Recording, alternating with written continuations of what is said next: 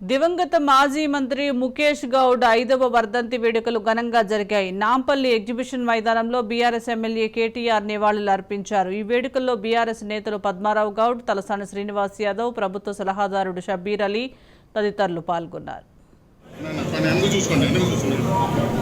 చూసుకోండి